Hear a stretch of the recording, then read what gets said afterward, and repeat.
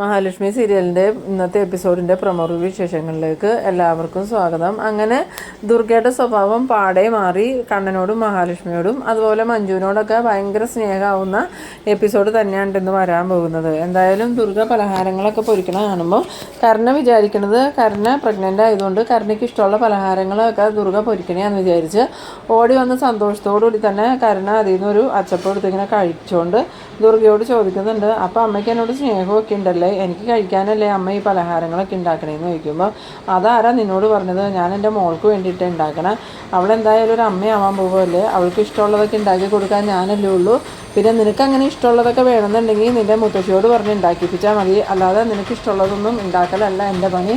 എന്തായാലും നിൻ്റെ വയറ്റിൽ ഒരു കുഞ്ഞുണ്ടെന്ന് കരുതി നിനക്ക് ഞാൻ ഒരു സഹായം ചെയ്തു തരില്ല. എന്നേരം കരുണ ചോദിക്കുന്നുണ്ട്, എന്നാലും അമ്മേ ഇത് ഉണ്ണിയേട്ടൻ്റെ കുഞ്ഞല്ലേ, അപ്പോൾ അമ്മയുടെ പേരക്കിടാവല്ലേ എന്ന് ചോദിക്കുമ്പോൾ നിൻ്റെ വയറ്റിൽ വളരുന്ന കുഞ്ഞിനെ ഞാൻ എൻ്റെ പേരക്കിടാവായിട്ട് അംഗീകരിക്കുകയൊന്നുമില്ല, എൻ്റെ വിശ്വട്ടൻ്റെ കൊലയാളിയുടെ പേരക്കിടാവായിട്ടേ ഞാൻ കാണുന്നുള്ളൂ, അതുകൊണ്ട് നിനക്ക് ഞാൻ പ്രത്യേകിച്ച് ഒന്നും ചെയ്തു തരുമെന്ന് വിചാരിച്ച് നീ ഇരിക്കണ്ട, പിന്നെ ഞാൻ എൻ്റെ മോൾക്ക് കൊണ്ടുപോയി കൊടുത്തിട്ട് ബാക്കി എന്തെങ്കിലും ഉണ്ടെങ്കിൽ നിനക്കതെടുത്ത് കഴിക്കാൻ. അങ്ങനെ ദുർഗയാണ് ഈ പലഹാരങ്ങളെല്ലാം പാത്രത്തിലാക്കി വെക്കുന്നുണ്ട്. ഈ സമയത്ത് നമ്മളുടെ കരുണയ്ക്ക് നല്ല ദേഷ്യം വരുന്നുണ്ടെങ്കിലും കരുണ ആ ദേഷ്യം ദുർഗയുടെ അടുത്ത് കാണിക്കാതെ ഇങ്ങനെ തിരിഞ്ഞ് നിൽക്കുമ്പം ദുർഗയ്ക്ക് മനസ്സിലാവുന്നുണ്ട് കരുണ എന്തൊക്കെയോ മനസ്സിൽ പ്ലാൻ ചെയ്യുന്നതാണ്.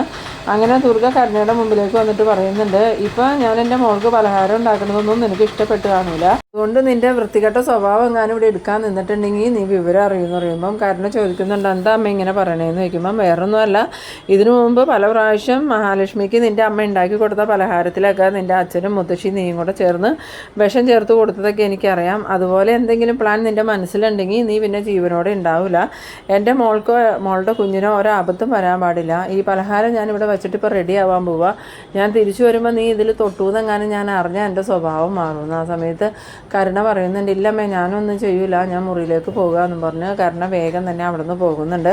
പിന്നീട് കാണിക്കുന്നത് കരുണ റൂമിൽ ചെല്ലുമ്പോൾ ഉണ്ണിയാണെങ്കിൽ ഇങ്ങനെ എന്തൊക്കെയോ കണക്ക് കൂട്ടിയിരിക്കുകയാണ്. ആ സമയത്ത് കരുണ പറയുന്നുണ്ട്, നിങ്ങളിങ്ങനെ കണക്കും കൂട്ടിക്കൊണ്ടിരുന്നോ, അമ്മയാണെങ്കിൽ ഇവിടെ മഞ്ജുവിന് പലഹാരം പൊരിച്ചുകൊണ്ടിരിക്കുകയാണ്. അന്നേരം ഉണ്ണി പറയുന്നുണ്ട്, അതിന് നിനക്കെന്താ പ്രശ്നം, മഞ്ജുവിൻ്റെ അമ്മയല്ലേ മഞ്ജുവിന് പലഹാരം പൊരിക്കണത്, പിന്നെ നിനക്ക് പലഹാരം വേണമെങ്കിൽ നിൻ്റെ അമ്മയോടോ മുത്തശ്ശിയോടോ പറയടിയെന്ന്. ആ സമയത്ത് കരുണ പറയുന്നുണ്ട്, ഉണ്ണിയേട്ടൻ എന്താ ഇങ്ങനെ സംസാരിക്കുന്നത്, ഇതിനു മുമ്പ് ഉണ്ണിയേട്ടൻ ഇങ്ങനെയൊന്നും അല്ലല്ലോ സംസാരിച്ചുകൊണ്ടിരുന്നതെന്ന് ചോദിക്കുമ്പോൾ അന്ന് ഞാൻ മണ്ണുണ്ണി അല്ലായിരുന്നോ, പക്ഷേ ഇപ്പോൾ എനിക്ക് ബുദ്ധിയൊക്കെ വെച്ചു, അതുകൊണ്ട് ഞാൻ ഇങ്ങനെ തന്നെ നിന്നോട് സംസാരിക്കുള്ളൂ, പിന്നെ നീ ഇതിനെക്കുറിച്ച് കൂടുതലായിട്ടൊന്നും എന്നോട് സംസാരിക്കാൻ വരണ്ടായിരുന്നു. അന്നേരം കരുണ പറയുന്നുണ്ട്, എന്തായാലും ഉണ്ണിയേട്ടൻ്റെ കുഞ്ഞല്ലേ എൻ്റെ വയറ്റിലുള്ളത്, അപ്പോൾ അമ്മയുടെ പേരക്കിടാവല്ലേ എന്ന് ഞാൻ ചോദിച്ചപ്പോൾ അമ്മ പറയണത് ഉണ്ണിയേട്ടൻ്റെ കുഞ്ഞ് അമ്മയുടെ പേരക്കിടാവല്ല എന്നാണ്. എന്തായാലും അമ്മ അങ്ങനെയൊന്നും പറയാൻ സാധ്യതയില്ല, എൻ്റെ കുഞ്ഞിനെ അമ്മയ്ക്ക് കാര്യമായിരിക്കും എന്ന് പറയുമ്പം ഇല്ല ഉണ്ണിയേട്ട, നമ്മളുടെ കുഞ്ഞിനോടും അമ്മയ്ക്ക് ദേഷ്യം തന്നെയാണ്. ആ സമയത്ത് ഈ ഉണ്ണി പറയുന്നുണ്ട്, എന്തായാലും ഇതിനൊക്കെ കാരണക്കാരൻ നിൻ്റെ അച്ഛൻ തന്നെയാണ്, അതുകൊണ്ട് നീ ഇതെല്ലാം അനുഭവിച്ചോളണമെന്ന്. പിന്നീട് കരുണ പറയുന്നുണ്ട്, എനിക്ക് ഹോസ്പിറ്റലിൽ പോകണമെന്ന് പറയുമ്പോൾ അതിന് നീ എന്നോട് പറയണേ എന്തിനാ, നിൻ്റെ മുത്തശ്ശിയെ വിളിച്ചുകൊണ്ട് പോയിക്കോ, എൻ്റെ കയ്യിൽ ചിലവാക്കാൻ പൈസയൊന്നുമില്ല എന്ന് പറയണം. ആ സമയത്ത് കരുണ പറയുന്നുണ്ട്, മുത്തശ്ശിയുടെ കയ്യിൽ എവിടുന്നാ പൈസ, അച്ഛനിപ്പോൾ ജയിലിലല്ലേ, അതുകൊണ്ട് മുത്തശ്ശിയുടെ കയ്യിൽ പൈസയൊന്നും ഉണ്ടാവില്ല ഉണ്ണിയേട്ടാന്ന് പറയുമ്പോൾ മുത്തശ്ശിയുടെ കയ്യിൽ പൈസ ഇല്ലെങ്കിൽ മുത്തശ്ശിയുടെ കയ്യിൽ ആഭരണങ്ങളൊക്കെ ഉണ്ടല്ലോ, അത് വിറ്റ് അവരോട് പൈസ ഉണ്ടാക്കി നിന്നെ ആസ്പത്രി കൊണ്ടുപോകാൻ പറ, അല്ലാതെ നിന്നെ ആസ്പത്രി കൊണ്ടുപോകാൻ പൈസ ചിലവാക്കാനൊന്നും എൻ്റെ കയ്യിൽ പൈസ ഉണ്ടാവില്ല, അല്ലെങ്കിൽ തന്നെ നീയും നിൻ്റെ മുത്തശ്ശി അച്ഛനും എന്നെ പിശുക്കനെന്നും പറഞ്ഞല്ലേ കളിയാക്കിക്കൊണ്ടിരുന്നത്, അതുകൊണ്ട് എൻ്റെ അടുത്തുനിന്ന് ഒരു 5 പൈസ പോലും നീ പ്രതീക്ഷിക്കേണ്ടതെന്ന്. പിന്നീട് കാണിക്കുന്നത് നമ്മളുടെ ദുർഗയാണെങ്കിൽ റെഡിയായി വന്നിട്ട് ഈ പലഹാരമൊക്കെ ഒന്നും കൂടി നോക്കുന്നുണ്ട്, എന്നിട്ട് മനസ്സിൽ പറയുന്നുണ്ട് അവളിതിൽ എന്തെങ്കിലും കൃത്രിമം ചെയ്തോന്നൊന്നും പറയാൻ പറ്റില്ല, എന്തായാലും നിലവിലൊന്നും ചെയ്തിട്ടില്ല എന്നാണ് തോന്നണത്, ഇത് എത്രയും പെട്ടെന്ന് മഞ്ജുവിന് കൊണ്ടുപോയി കൊടുക്കണമെന്ന് മനസ്സിൽ വിചാരിച്ചുകൊണ്ട് ദുർഗ പലഹാരപാത്രം എടുത്തുകൊണ്ട് പോകുന്നുണ്ട്. പിന്നീട് നമ്മളുടെ മഞ്ജുവിൻ്റെ വീട്ടിൽ സാഹറും മഞ്ജുവും ഇങ്ങനെ ഓരോന്നൊക്കെ സംസാരിച്ചിരിക്കുമ്പോഴാണ് ഒരു വണ്ടിയുടെ സൗണ്ട് കേൾക്കണം. ആ സമയം സാഹർ പറയുന്നുണ്ട്, പുറത്ത് ആരോ വന്നിട്ടുണ്ട്, കണ്ണേട്ടനായിരിക്കും സാഹറേട്ടാന്ന് പറയുമ്പോൾ കണ്ണേട്ടൻ്റെ വണ്ടി അല്ലല്ലോ വേറെ ആരോ ആണെന്ന് പറയണം. അങ്ങനെ മഞ്ജുവും സാഗറും കൂടെ ഡോറ് തുറന്ന് പുറത്തേക്ക് വരുമ്പം കാണുന്നത് നമ്മളുടെ ദുർഗേനെയാണ്. ദുർഗേനെ കണ്ടത് സാഗറിനാണെങ്കിൽ നല്ല ദേഷ്യം വരുന്നുണ്ട്. എന്നിട്ട് സാഗർ ചോദിക്കുന്നുണ്ട്, നിങ്ങളെന്തിനാ വീണ്ടും ഇങ്ങോട്ട് വന്നേ, നിങ്ങളോട് ഇങ്ങോട്ട് വരരുതെന്ന് ഞാൻ പറഞ്ഞതല്ലേ എന്ന് ചോദിക്കുമ്പം അത് മോനെ എനിക്ക് തെറ്റ് പറ്റിപ്പോയി, നിങ്ങൾ എന്നോട് ക്ഷമിക്കണം, ഞാൻ എൻ്റെ മോൾക്ക് കുറച്ച് പലഹാരമായിട്ട് വന്നതാണ്. ആ സമയത്ത് മഞ്ജു ചോദിക്കുന്നുണ്ട്, അതെന്തിനാ എൻ്റെ കുഞ്ഞിനെ കളയാനാണോ?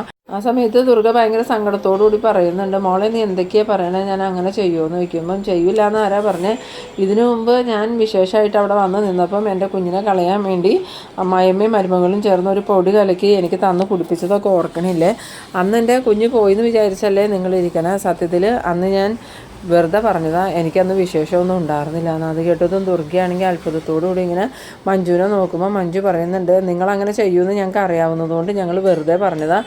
പക്ഷേ ഇന്ന് എനിക്ക് ശരിക്കും വിശേഷമുണ്ട്. അതുകൊണ്ട് തന്നെ നിങ്ങൾ ഉണ്ടാക്കി കൊണ്ടുവന്ന് തരുന്ന ഈ പലഹാരമൊന്നും കഴിക്കാൻ എനിക്കിഷ്ടമല്ല, ഞാനിത് വിശ്വസിച്ച് കഴിക്കില്ല എന്ന് പറയുമ്പം ദുർഗ കരഞ്ഞുകൊണ്ട് പറയുന്നുണ്ട്, മോളെ അന്ന് എനിക്ക് അങ്ങനെ ഒരു തെറ്റ് പറ്റിപ്പോയി. എന്തായാലും മോൾക്ക് ആപത്തൊന്നും സംഭവിച്ചില്ലല്ലോ. ഇതിപ്പോൾ ഞാൻ ഒന്നും ചെയ്തിട്ടുള്ള പലഹാരമൊന്നുമല്ല, ഞാൻ നിനക്ക് തരാൻ വേണ്ടി ഉണ്ടാക്കി കൊണ്ടുവന്നതാണ്. കരുണയ്ക്ക് പോലും ഞാൻ ഇതിൽ നിന്നൊരു കഷ്ണം കൊടുത്തിട്ടില്ല എന്ന് പറയുമ്പോൾ മഞ്ജു പറയുന്നുണ്ട്, അതെന്തി അമ്മ കൊടുക്കാതിരുന്നത്? അമ്മയുടെ പ്രിയപ്പെട്ട മരുമോളല്ലേ കരുണ, അപ്പോൾ അവൾക്ക് കൊടുക്കാതെ എനിക്ക് ഉണ്ടാക്കി കൊണ്ടുവന്ന് തന്നു എന്ന് പറഞ്ഞാൽ എനിക്കത് വിശ്വസിക്കാൻ പറ്റില്ല എന്ന് പറയുമ്പോൾ ദുർഗ പറയുന്നുണ്ട്, ഇനി ഞാൻ നിങ്ങളെ എന്ത് പറഞ്ഞാൽ മോളെ വിശ്വസിപ്പിക്കണേ? സമയത്ത് മഞ്ജു പറയുന്നുണ്ട്, ഒന്നും പറഞ്ഞ് വിശ്വസിപ്പിക്കുകയൊന്നും വേണ്ട, തൽക്കാലം നിങ്ങൾ ഈ പലഹാരം കൊണ്ട് പോകാൻ നോക്കുന്നു. ആ സമയത്ത് ദുർഗ പറയുന്നുണ്ട്, നിനക്ക് വേണമെങ്കിൽ നീ കഴിക്കുക, ഇല്ലെങ്കിൽ പള്ളയെ കളഞ്ഞോ, ഞാനിതിവിടെ വെച്ചിട്ട് പോവാം. എന്തായാലും മോളെന്നോട് ക്ഷമിക്കണം, എനിക്ക് ഒരുപാട് തെറ്റുകൾ പറ്റിപ്പോയി. അതെൻ്റെ ആങ്ങളെയും ആ നാത്തൂരും പറയണ കേട്ട് ഞാൻ പ്രവർത്തിച്ചതുകൊണ്ട്, അല്ലെങ്കിൽ എനിക്ക് ഇങ്ങനെയൊന്നും സംഭവിക്കില്ലായിരുന്നു. ഇനി ഞാൻ പഴയ ആ ദുർഗയാവുക മോളേന്ന്. ആ സമയത്ത് മഞ്ജു പറയുന്നുണ്ട്, നിങ്ങളെ തൽക്കാലം ഞങ്ങൾക്ക് വിശ്വാസമൊന്നുമില്ല, എന്തായാലും നിങ്ങൾ മാറിയെന്ന് ഞങ്ങൾക്ക് ഉറപ്പ് വരട്ടെ, അതിനുശേഷം നിങ്ങളുമായിട്ട് സ്നേഹത്തിലാവണ കാര്യം ഞാൻ ആലോചിക്കാമെന്ന്. അങ്ങനെ ദുർഗ കരഞ്ഞുകൊണ്ട് തന്നെ അവിടെ നിന്ന് പോകുന്നുണ്ട്. ദുർഗ പോയി കഴിഞ്ഞതും മഞ്ജു ആണെങ്കിൽ ഫോണെടുത്ത് മഹാലക്ഷ്മിക്ക് വിളിക്കുന്നുണ്ട്. മഹാലക്ഷ്മി ഫോണെടുത്തത് എന്താ മഞ്ജു എന്ന് ചോദിക്കുമ്പം, എടുത്ത് ഇന്നൊരു വിശേഷം ഉണ്ടായി എന്ന് പറഞ്ഞു. എന്ത് വിശേഷമാണെന്ന് ചോദിക്കുമ്പോൾ, ഇന്ന് കുറേ പലഹാരമായിട്ട് അമ്മ ഇവിടെ വന്നിട്ടുണ്ടായിരുന്നു എന്ന്. അതെന്താ അമ്മയ്ക്ക് എന്ത് പറ്റി അങ്ങനെ പലഹാരമൊക്കെ ഉണ്ടാക്കിക്കൊണ്ട് വരാമെന്ന് ചോദിക്കുമ്പോൾ, എനിക്കറിയില്ല എടുത്തി, എനിക്ക് ആ പലഹാരം കഴിക്കാൻ വിശ്വാസമില്ലാത്തതുകൊണ്ട് ഞാനത് വേണ്ടാന്ന് തന്നെ പറഞ്ഞു.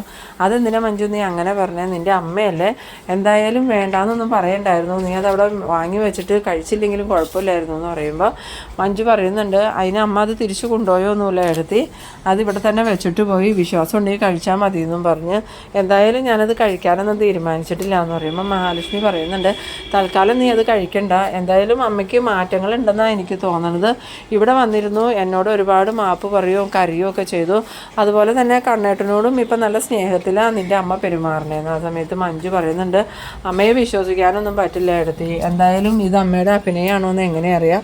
ഇതിനു മുമ്പ് ഞാൻ വിശേഷം ഉണ്ടെന്ന് പറഞ്ഞപ്പം അവർ എന്നോട് സ്നേഹം അഭിനയിച്ചല്ലേ വീട്ടിലേക്ക് വിളിച്ചു കൊണ്ടുപോയി എൻ്റെ കുഞ്ഞ് പോകാനുള്ള മരുന്ന് എനിക്ക് തന്നത്. അപ്പോൾ പിന്നെ അവർ ഞാൻ എങ്ങനെ വിശ്വസിക്കുമെന്ന് ചോദിക്കുമ്പം, അന്നത്തെ അമ്മയല്ല മഞ്ജു, ഇപ്പോഴത്തെ അമ്മയ്ക്ക് ഒരുപാട് മാറ്റമുണ്ട്, അവർ നന്നായി എന്നാണ് എനിക്ക് തോന്നണേന്ന്. അന്നേരം മഞ്ജു പറയുന്നുണ്ട്, എടുത്ത് എൻ്റെ അമ്മയുടെ അഭിനയത്തിലൊന്നും വീഴാൻ നിൽക്കണ്ട, എന്തായാലും അമ്മ മാറിയെന്നൊന്നും എനിക്ക് വിശ്വസിക്കാൻ പറ്റില്ല, അമ്മയുടെ ദുഷ്ടതയൊന്നും പെട്ടെന്ന് പോകൂലെന്ന്.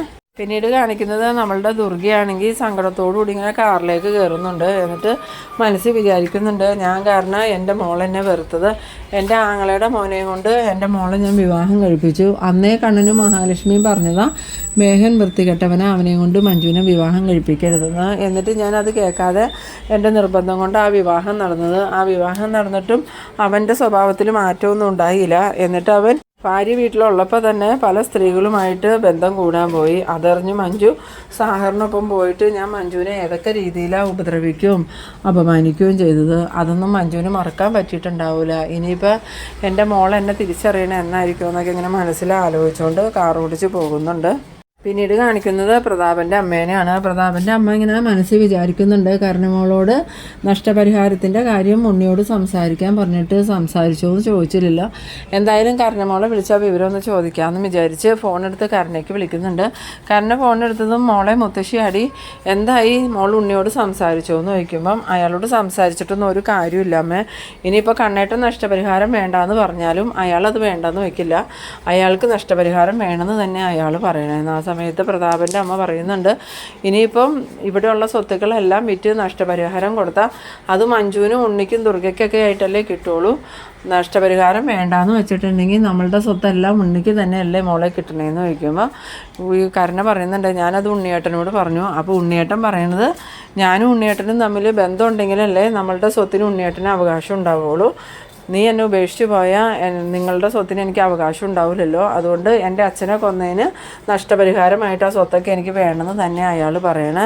അയാളെപ്പോലെ ഒരു വൃത്തികെട്ട മനുഷ്യനെ ഞാൻ എൻ്റെ ജീവിതത്തിൽ കണ്ടിട്ടില്ല മുത്തശ്ശി, കണ്ണേട്ടനൊക്കെ അയാളെക്കാളൊക്കെ എത്രയോ ഭേദമാണ്. ആ സമയത്ത് പ്രതാപൻ്റെ അമ്മ പറയുന്നുണ്ട്, അത് മോള് പറഞ്ഞത് നേരാ, കണ്ണൻ്റെ മനസ്സിലൊരു നന്മയെങ്കിലും ഉണ്ട്, പക്ഷേ ഇവൻ ആ മേഘനാഥൻ്റെയും വാമദേവൻ്റെയും സ്വഭാവം തന്നെ, അതുകൊണ്ട് ഇനി മോളുടെ ജീവിതം എന്തായി തീരുവാകുമെന്ന്. ആ സമയത്ത് കരുണ പറയുന്നുണ്ട്, ഞാൻ അപ്പോഴേ പറഞ്ഞത് പറഞ്ഞതല്ലേ മുത്തശ്ശി അയാളുടെ കൂടെ ഞാൻ വരുന്നില്ല എന്ന്.